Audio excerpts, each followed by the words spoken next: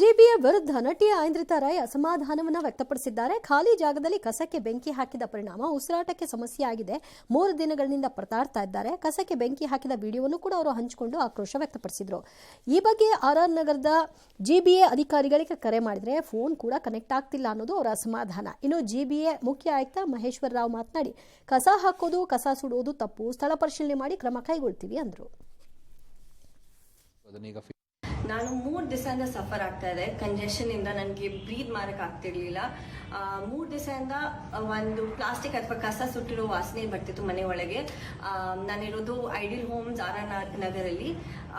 ಇವತ್ತಂತೂ ನನಗೆ ತಡ್ಕೊಳಕ್ಕೆ ಆಗಲಿಲ್ಲ. ಕಸ ಸುಡಿಲಿಕ್ಕೆ ಶುರು ಮಾಡಿದರೆ ಅದು ಬಹಳ ಗಂಭೀರ ವಿಷಯ. ಇದು ಎಲ್ಲ ಕಾನೂನು ಪ್ರಕಾರ ಸರಿ ಇಲ್ಲ. ಅವರ ಮೇಲೆ ದಂಡ ಹಾಕಲಿಕ್ಕೆ ಸಹ ವ್ಯವಸ್ಥೆ ಮಾಡ್ತೇವೆ. ನಾನು ಇದರ ಬಗ್ಗೆ ಕಮಿಷನರಿಗೆ ಸಹ ಒಂದು ತಂಡ ಕಳಿಸಿ ಪರಿಶೀಲನೆ ಮಾಡಲಿಕ್ಕೆ ಹೇಳ್ತೀನಿ. ಪ್ಲಾಸ್ಟಿಕ್ ಸುಟ್ಟಾಗಂತೂ ಬಹಳ ಡೇಂಜರ್ ಅದು. ಇನ್ನು ಬಾಂಗ್ಲಾದೇಶದಲ್ಲಿ ಮತ್ತೆ ಹಿಂಸಾಚಾರ ಭುಗಿಲೆದಿದೆ. 2024ರ ದಂಗೆ ರೂವಾರಿ ಶರೀಫ್ ಉಸ್ಮಾನ್ ಹಾದಿ ಹತ್ಯೆ ಹಿನ್ನೆಲೆಯಲ್ಲಿ ಹೊತ್ತಿ ಉರಿತಾ ಇದೆ.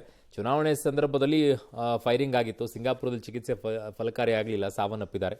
ಇದರಿಂದ ಸಿಕ್ಕಾಪಟ್ಟೆ ಆಕ್ರೋಶ ವ್ಯಕ್ತವಾಗಿ ಅಲ್ಲಿ ಇಲ್ಲಿ ಎಲ್ಲ ಬೆಂಕಿ ಹಚ್ಚಿಟ್ಬಿಟ್ಟಿದ್ದಾರೆ. ಧರ್ಮನಿಂದೆಯ ಆರೋಪದ ಮೇಲೆ ಒಂದು ಹಿಂದೂ ಯುವಕರನ್ನು ಕ್ರೂರವಾಗಿ ಕೊಂದುಬಿಟ್ಟಿದ್ದಾರೆ. ಮರಕ್ಕಟ್ಟಿ ಥಳಿಸಿ ಕೊಂದು ಬೆಂಕಿ ಇಟ್ಟಿದ್ದಾರೆ. ಪ್ರೋಥೋಮ್ ಅಲೋ ಪತ್ರಿಕೆಯ ಕಟ್ಟಡದ ಮೇಲೂ ದಾಳಿ ಮಾಡಿದ್ದಾರೆ. ಡೈಲಿ ಸ್ಟಾರ್ ಪತ್ರಿಕೆಯಲ್ಲಿ ಬೆಂಕಿ ಹಚ್ಚಿಬಿಟ್ಟಿದ್ದಾರೆ. ವರದಿಗಾರ್ತಿ ಝೈಮಾ ಇಸ್ಲಾಂ ಅಂತೆ ಪಾಪ ಒಂದು ವಿಡಿಯೋ ಮಾಡಿಬಿಟ್ಟು ಫೇಸ್ಬುಕ್ಕಲ್ಲಿ ಹಾಕ್ಕೊಂಡಿದ್ರಂತೆ, ನಂಗೆ ಹಿಂಗೆ ಆಗ್ಬಿಟ್ಟಿದೆ ಅಂತೇಳಿ. 30 ಪತ್ರಕರ್ತರಲ್ಲಿ ಸಿಕ್ಕಾಕೊಂಡಿದ್ರು, ಅವ್ರನ್ನ ರಕ್ಷಣೆ ಮಾಡಿದ್ದಾರೆ. ಇನ್ನು ಕ್ರಿಕೆಟಿಗ ಅಲ್ಲಿ ಮುಜಬೀರ್ ರೆಹಮಾನ್ ಅವರ ಅಳಿದುಳಿದ ಮನೆ ಇತ್ತಲ್ಲ, ಅದಕ್ಕೆ ಬೆಂಕಿ ಹಚ್ಚಿದ್ರಲ್ಲ, ಅದನ್ನು ಇನ್ನೊಂದಿಷ್ಟಕ್ಕೂ ಮತ್ತೆ ಬೆಂಕಿ ಹಚ್ಚಿಟ್ಬಿಟ್ಟಿದ್ದಾರೆ.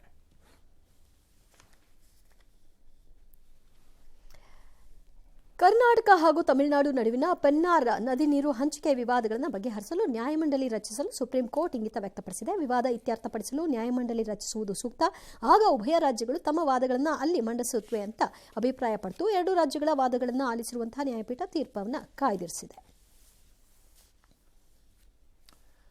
ಲೋಕಸಭೆಯಲ್ಲಿ ನಿನ್ನೆ ಅಂಗೀಕಾರಗೊಂಡಂತಹ ವಿಬಿಜಿ ರಾಮ್ಜಿ ಮಸೂದೆ ವಿರೋಧಿಸಿ ಪ್ರತಿಪಕ್ಷ ನಾಯಕರು ಅಹೋರಾತ್ರಿ ಧರಣಿ ನಡೆಸಿದ್ದಾರೆ. ಅದು ರಾಮ್ಜಿ ಅಂತ ಬಂದಿದ್ದಕ್ಕೆ ಪಾಪ ಅವ್ರದ್ದು ವಿರೋಧ ಜಾಸ್ತಿ ಇರಬೇಕು ಅನ್ನೋ, ರಾಮ್ ಅಂತ ಬರಬಾರ್ದು ಎಲ್ಲೂ ಅವರಿಗೆ. ವಿರೋಧ ಪಕ್ಷದ ನಾಯಕರು ಸಂಸತ್ತಿನ ಸಂಕೀರ್ಣದಲ್ಲಿ 12 ಗಂಟೆ ಅಹೋರಾತ್ರಿ ಪ್ರತಿಭಟನಾ ಧರಣಿ ನಡೆಸಿ ದೇಶಾದ್ಯಂತ ಬೀದಿಗಿಳಿತೀವಿ ಅಂತ ಎಚ್ಚರಿಕೆ ಕೊಟ್ಟಿದ್ದಾರೆ. ಮಹಾತ್ಮ ಗಾಂಧಿ ರಾಷ್ಟ್ರೀಯ ಗ್ರಾಮೀಣ ಉದ್ಯೋಗ ಖಾತ್ರಿ ಕಾಯ್ದೆನ ಒಂದೇ ದಿನದಲ್ಲಿ ಮೋದಿ ಸರ್ಕಾರ ರದ್ದುಗೊಳಿಸಿಬಿಟ್ಟಿದೆ, ಇದು 2 ದಶಕದ್ದು ಅಂತ ಹೇಳಿದ್ದಾರೆ.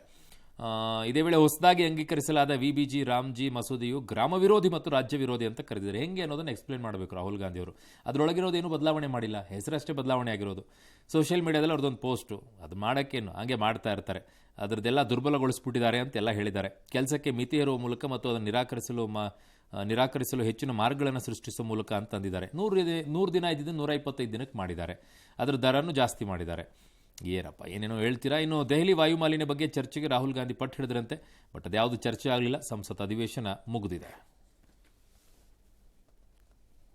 ಚಿತ್ರದುರ್ಗದ ರೇಣುಕಾಸ್ವಾಮಿ ಕೊಲೆ ಪ್ರಕರಣದಲ್ಲಿ ಪರಪ್ಪನ ಅಗ್ರಹಾರ ಜೈಲು ಸೇರಿರುವ ನಟ ದರ್ಶನ್ರನ್ನ ಭೇಟಿಯಾಗಲಿಕ್ಕೆ ಸಹ ಕೈದಿ ಪವಿತ್ರ ಗೌಡ ಶತಪ್ರಯತ್ನವನ್ನ ನಡೆಸ್ತಾ ಇದ್ದಾರಂತೆ. ಇತ್ತೀಚೆಗೆ ಡಿಜಿಪಿಯಾಗಿ ಅಧಿಕಾರ ವಹಿಸಿಕೊಂಡ ನಂತರ ಅಲೋಕ್ ಕುಮಾರ್ ಹೋಗಿದ್ರು. ಆಗ ಇಬ್ಬರನ್ನು ಕೂಡ ಮಾತನಾಡಿಸಿದ್ರು. ಆಗ ಪವಿತ್ರ ನಾನು ಅವ್ರನ್ನ ಭೇಟಿ ಮಾಡಬೇಕು ಅಂತ ಮನವಿ ಇಟ್ರಂತೆ. ಆದರೆ ಇದು ಕೇಳಿ ದರ್ಶನ್ ಅವರು ಬಿಲ್ಕುಲ್ ನೋ ಅಂತ ಹೇಳಿದ್ದಾರಂತೆ. ಕಾನೂನು ಪ್ರಕ್ರಿಯೆ ಹಿನ್ನೆಲೆಯಲ್ಲಿ ಮಾತಾಡಬೇಕು ಅಂತ ಅವರು ಸಬೂಬ್ ಕೊಟ್ಟಿದ್ದಾರೆ. ಇನ್ನು ಬುರ್ಡೆ ಗ್ಯಾಂಗ್ನ ಮುಖಂಡ ಮಹೇಶ್ ಶೆಟ್ಟಿ ತಿಮ್ರೋಡಿ ಗಡಿಪಾರು ಆದೇಶದ ಬೆನ್ನಲ್ಲೇ ಈಗ ಭೂಗತರಾಗ್ಬಿಟ್ಟಿದ್ದಾರಂತೆ. ಅಯ್ಯೋ ಹೌದಾ? ಗಡಿಪಾರು ನೋಟಿಸ್ ನೀಡಲು ತಿಮ್ರೋಡಿಯ ಉಜಿರೆಯಲ್ಲಿರುವಂಥ ಮನೆಗೆ ಹೋಗಿದ್ರಂತೆ ಬೆಳ್ತಂಗಡಿ ಪೊಲೀಸರು. ನೋಟಿಸ್ ಅಂಟಿಸಿ ಬಂದ್ಬಿಟ್ಟಿದ್ದಾರೆ. ಇಷ್ಟಕ್ಕೆ ಪೊಲೀಸರು ಸುಮ್ಮನಾಗಿಲ್ಲ. ಮಹೇಶ್ ಶೆಟ್ಟಿ ತಿಮ್ರೋಡಿ ಗಡಿಪಾರು ಪ್ರತಿಯನ್ನು ಸಾರ್ವಜನಿಕವಾಗಿ ಮೈಕ್ ಮೂಲಕ ಅನೌನ್ಸ್ ಮಾಡಿದ್ದಾರೆ. ಓಹೋ, ಉಜಿರೆ ಸುತ್ತಮುತ್ತ ತಿಮ್ರೋಡಿ ಗಡಿಪಾರು ಆದೇಶದ ಬಗ್ಗೆ ಸಾರ್ವಜನಿಕವಾಗಿ ಓದಿ ಪ್ರಕಟಣೆ ಹೊರಡಿಸಿದ್ದಾರೆ. ಇವತ್ತಿನಿಂದ 2026 ಸೆಪ್ಟೆಂಬರ್ 16ರವರೆಗೂ ಕೂಡ ಮಹೇಶ್ ಶೆಟ್ಟಿ ತಿಮ್ರೋಡಿಯನ್ನ ರಾಯಚೂರು ಜಿಲ್ಲೆಯ ಮಾನ್ವಿ ಪೊಲೀಸ್ ಠಾಣೆಯ ಸರಹದ್ದಿಗೆ ಗಡಿಪಾರು ಮಾಡಲಾಗಿದೆ ಅಂತ ಸಾರ್ವಜನಿಕವಾಗಿ ಪೊಲೀಸರು ಪ್ರಚಾರವನ್ನ ಮಾಡಿದ್ದಾರೆ. ಎಲ್ಲೋ ಐತ್ರಪ್ಪ ಅಬ್ಬರಿಸಿ ಬೊಬ್ಬಿರಿದು ಆವಾಜ್ ಹಾಕ್ಕೊಂಡು ಅನ್ಕೊಂಡು ಓಡಾಡ್ತಾ ಇದ್ದಿದ್ದು ಎಲ್ಲ ಮುಗಿದೋಯ್ತಾ? ತಲೆ ಮರೆಸ್ಕೊಂಡು ಓಡಾಡೋದ? ಭೂಗತನಾಗುವಂಥ ಪರಿಸ್ಥಿತಿನ? ಹೌದಾ?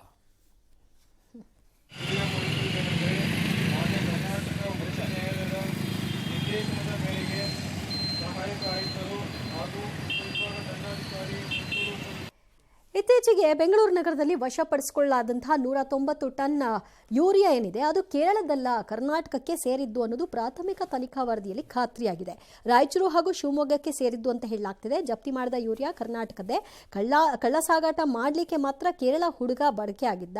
ಕೇರಳ ಮೂಲದವರು ಮಧ್ಯವರ್ತಿಗಳ ಸಹಾಯದಿಂದ ಡೀಲ್ ಮಾಡಿದ್ದಾರೆ. ನಂತರ ರಾಯಚೂರು ಶಿವಮೊಗ್ಗದಿಂದ ಯೂರಿಯಾ ಸಾಗಿಸಲಾಗಿದೆ ಅನ್ನೋದು ದೃಢಪಟ್ಟಿದೆ. ಆದರೆ ಇದರಲ್ಲಿ ಕೃಷಿ ಇಲಾಖೆ ಅಧಿಕಾರಿಗಳ ಕೈವಾಡ ಇದೆಯಾ ಇಲ್ವಾ ತನಿಖೆಯಿಂದ ಗೊತ್ತಾಗಬೇಕು.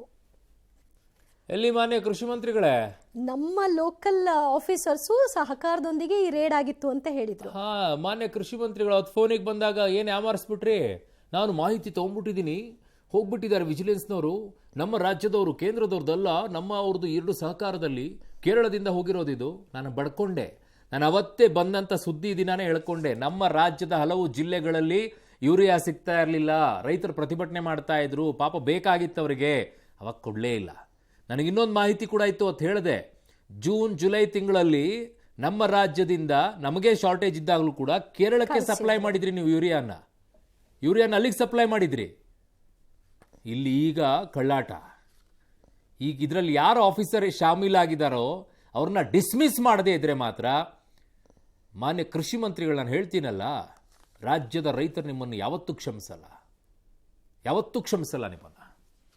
ಜೀನಿ ಸ್ಲಿಮ್ ರೆಫರ್ ಮಾಡ್ಬೇಕಾದ್ರೆ ಕಾರಣ ಏನಂದ್ರೆ ವೇಟ್ ಲಾಸ್ ಸಲುವಾಗಿ ನನ್ ಬಾಳ ಜನ ಕೇಳಿದ್ರು. ಫಸ್ಟ್ ನಾನ್ ತಗೊಂಡು ನನಗೆ ರಿಸಲ್ಟ್ ಬಂದ್ಮೇಲೆ ಆಮೇಲೆ ನಾನು ಜೀನಿ ಸ್ಲಿಮ್ ಇನ್ನೊಬ್ಬರಿಗೆ ಪ್ರಿಪೇರ್ ಮಾಡಿದ್ದೆ. ಸುಸ್ತಾಗೋದು ಕಡಿಮೆ ಆಯ್ತು, ವೀಕ್ನೆಸ್ ಅದು ಏನೂ ಇಲ್ಲ, ಪೂರಾ ಹೆಲ್ದಿ ಅದೇನಿ. ವೇಟ್ ಜಾಸ್ತಿ ಇರೋರಲ್ಲಿ ಏನೇ ಡೌಟ್ ಇಲ್ಲದೆ 100% ಬಳಸಬಹುದು. ಪ್ರತಿದಿನ ನಮ್ಮ ಜೀನಿ ಸ್ಲಿಮ್ ನ ಯೂಸ್ ಮಾಡಿ ಯಾವುದೇ ಸೈಡ್ ಎಫೆಕ್ಟ್ ಇಲ್ದಂಗೆ ನೀವು ಸಣ್ಣ ಆಗ್ತೀರಾ.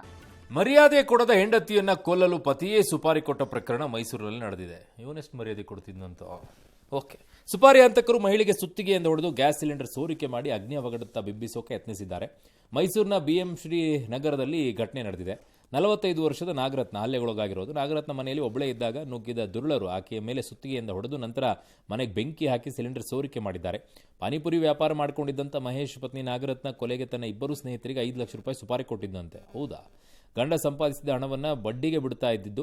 ಗಂಡನಿಗೆ ಕಿಂಚಿತ್ತು ಮರ್ಯಾದೆ ಕೊಡದ ಹಿನ್ನೆಲೆಯಲ್ಲಿ ಪತ್ನಿ ಕೊಲೆಗೆ ಸುಪಾರಿ ಕೊಟ್ಟಿರುವುದು ಬಯಲಾಗಿದೆ.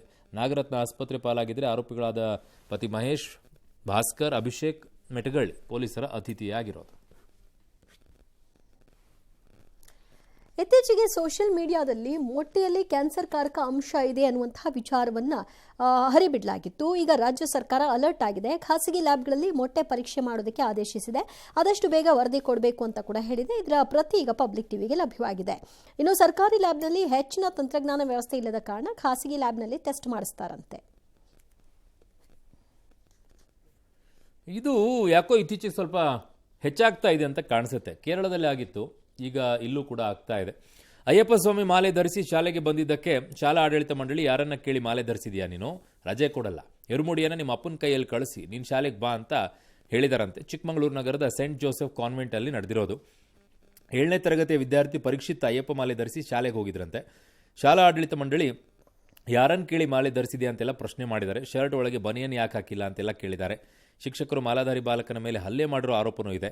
ವಿಷಯ ತಿಳಿತಾ ಇದ್ದಂತೆ ವಿಎಚ್ಪಿ, ಬಜರಂಗ ದಳ, ಬಿಜೆಪಿ ಕಾರ್ಯಕರ್ತರೆಲ್ಲ ಹಾಗೂ ಬಾಲಾಧಾರಿಗಳು ಶಾಲೆಗೆ ಭೇಟಿ ಕೊಟ್ಟು ಆಕ್ರೋಶ ವ್ಯಕ್ತಪಡಿಸಿದ್ದಾರೆ. ಹಿಂದೂ ಸಂಘಟನೆಗಳ ಆಕ್ರೋಶಕ್ಕೆ ಮಾಡಿದ ಶಾಲೆ ಪ್ರಿನ್ಸಿಪಾಲ್ ನಮ್ಮಿಂದ ತಪ್ಪಾಗಿದ್ರೆ ಕ್ಷಮಿಸಿ ಅಂತ ಬಹಿರಂಗವಾಗಿ ಕ್ಷಮೆಯಾಚಿಸಿದ್ದಾರೆ. ಚಿಕ್ಕಬಳ್ಳಾಪುರ ಜಿಲ್ಲೆಯ ಗೌರಿಬಿದನೂರು ತಾಲೂಕಿನಲ್ಲಿ ನೂರಾರು ಶ್ವಾನಗಳನ್ನು ಒಂದೆಡೆ ಕೂಡ ಹಾಕಲಾಗಿದೆ. ಅಧಿಕಾರಿಗಳು ಕಳೆದ 2 ದಿನದಿಂದ 90 ಶ್ವಾನಗಳಿಗೆ 5 ಕೆಜಿ ಅನ್ನ, 3 ಮೊಸರು ಪ್ಯಾಕೆಟ್, 1 ಬಕೆಟ್ ನೀರು ಮಾತ್ರ ಕೊಡ್ತಾ ಇದ್ದಾರೆ. ಸಮರ್ಪಕವಾಗಿ ಊಟ ಪೂರೈಕೆ ಆಗ್ತಿಲ್ಲ ಅನ್ನೋದು ಶ್ವಾನ ಪ್ರಿಯರ ಆಕ್ರೋಶ. ಪಬ್ಲಿಕ್ ಟಿವಿ ವರದಿ ಬೆನ್ನಲ್ಲೇ ಎಚ್ಚೆತ್ತಂತಹ ನಗರಸಭೆ ಅಧಿಕಾರಿಗಳು ಈಗ ಎಲ್ಲ ಶ್ವಾನಗಳನ್ನು ಬಿಡುಗಡೆ ಮಾಡಿದ್ದಾರೆ. ಇನ್ನೇನೇನು ಅವಾಂತರಗಳು ಆಗಲಿ. ಇನ್ನು ಪ್ರಧಾನಿ ಮೋದಿ ಓಮನ್ ಪ್ರವಾಸದಲ್ಲಿದ್ದಾರೆ. ವಿದೇಶ ಭೇಟಿಯಲ್ಲಿ ಯಾವಾಗಲೂ ಕೂಡ ಸೂಟ್ಗಳಿಂದ ಸುದ್ದಿಯಲ್ಲಿರ್ತಾ ಇರುವಂಥ ಮೋದಿ ಈ ಬಾರಿ ಕಿವಿಗೆ ಧರಿಸಿದ ಸಣ್ಣ ಸಾಧನವೊಂದರಿಂದ ಚರ್ಚೆಯಲ್ಲಿದ್ದಾರೆ. ಪ್ರಧಾನಿ ಮೋದಿ ಓಮನ್ಗೆ ಆಗಮಿಸ್ತಾ ಇದ್ದಂತೆ ಅವರ ಬಲಕಿವಿಯಲ್ಲಿದ್ದಂಥ ಸಣ್ಣ ಪರಿಕರವೊಂದು ಸೋಷಿಯಲ್ ಮೀಡಿಯಾದಲ್ಲಿ ಸಿಕ್ಕಾಪಟ್ಟೆ ಈಗ ಊಹಾಪೋಹಗಳಿಗೆ ಸೃಷ್ಟಿ ಕೊಟ್ಟಿದೆ. ಅದ್ಧೂರಿ ಸ್ವಾಗತ, ಮಹತ್ವದ ಚರ್ಚೆ, ಆರ್ಥಿಕ ಪಾಲುದಾರಿಕೆ ಒಪ್ಪಂದಗಳಿಗೆ ಸಹಿ ಹಾಕಿದ ಹೊರತಾಗಿಯೂ ಕೂಡ ಈ ಕಿವಿ ಸಾಧನವೊಂದು ವಿವಾದವನ್ನು ಹುಟ್ಟಾಕಿದೆ. ಏನದು? ಈ ಬಾರಿ ಪ್ರಧಾನಿ ಮೋದಿ ಧರಿಸಿದ ಕಿವಿಯೋಲೆಯಂತಹ ಸಾಧನ ಅವರ ಡ್ರೆಸ್ ಕೋಡ್ನಲ್ಲಿ ಸೇರಿದ್ದಲ್ಲ, ಬದಲಾಗಿ ಅದೊಂದು ಲೈವ್ನಲ್ಲೇ ಭಾಷಾನುವಾದ ಮಾಡುವಂತಹ ಅನುವಾದ ಸಾಧನ ಅಂತ ತಿಳಿದು ಬರ್ತಾ ಇದೆ. ಉನ್ನತ ಮಟ್ಟದ ರಾಜತಾಂತ್ರಿಕ ಸಂವಾದಗಳ ಸಮಯದಲ್ಲಿ ಉತ್ತಮ ಕಮ್ಯುನಿಕೇಷನ್ಗಾಗಿ ಇಂಥ ಸಾಧನಗಳನ್ನು ಸಾಮಾನ್ಯವಾಗಿ ಬಳಸಲಾಗುತ್ತೆ. ನಮ್ಮವರು ಈಗ ಬಳಸ್ತಾ ಇದ್ದಾರೆ ಅದನ್ನು. ಫಾರಿನ್ ಕಂಟ್ರಿಗಳೆಲ್ಲ ಆಲ್ಮೋಸ್ಟ್ ಅಲ್ಲಿ ತುಂಬ ಕಡೆಗಳಲ್ಲಿ ಇದಿದೆ. ಅದನ್ನು ಇವ್ರಿಗೆ ಬಳಕೆ ಮಾಡ್ತಾ ಇದ್ದಾರೆ. ಯಾಕಂದರೆ ಪಕ್ಕದಲ್ಲಿ ಒಬ್ಬರು ಟ್ರಾನ್ಸ್ಲೇಟರ್ನ ಇಟ್ಕೊಳ್ತಾ ಇದ್ರು, ಅವ್ರು ಏನು ಹೇಳಿದ್ರೆ ಹೇಳಿಸ್ಬಿಟ್ಟು ಕೇಳಿಸ್ಕೊಳ್ತಾ ಇದ್ದಿದ್ದು ಅವ್ರ ಭಾಷೆಗಳಲ್ಲಿ ಆಗಿದ್ದಿದ್ರೆ. ಬಟ್ ಈಗ ಅದು ಹಾಕ್ಕೊಂಡ್ಬಿಟ್ರೆ ಇಮಿಡಿಯೇಟಾಗಿ ಅರ್ಥ ಆಗೋಂಗೆ ಆಗುತ್ತೆ. ಯಾಕೆ ನಿಮ್ಮ ಲೋಕಸಭೆಯಲ್ಲಿ ಕೂತ್ಕೊಂಡಾಗ ಅಲ್ಲಿ ಹಾಕ್ಕೊಂಡಾಗ ಹೆಡ್ಫೋನಲ್ಲಿ ಮಾತಾಡೋರು ಇಂಗ್ಲೀಷಲ್ಲಿದ್ದರೂ ನಿಮಗೆ ಕನ್ನಡ ಬೇಕಂದ್ರೆ ಕನ್ನಡದಲ್ಲಿ ಕೇಳಿಸಲ್ವಾ ಟ್ರಾನ್ಸ್ಲೇಟ್ ಆಗಿ? ಯಾವ ಭಾಷೆಯಲ್ಲೇ ಬೇಕೋ ಆ ಭಾಷೆಯಲ್ಲೇ ಟ್ರಾನ್ಸ್ಲೇಟ್ ಆಗಿ ಕೇಳಿಸುತ್ತೆ. ನೀವು ಹೆಡ್ಫೋನ್ ಹಾಕ್ಕೊಂಡಿರ್ತೀರ, ಅವ್ರು ಚಿಕ್ಕದಿದೆ ಅಷ್ಟೇ.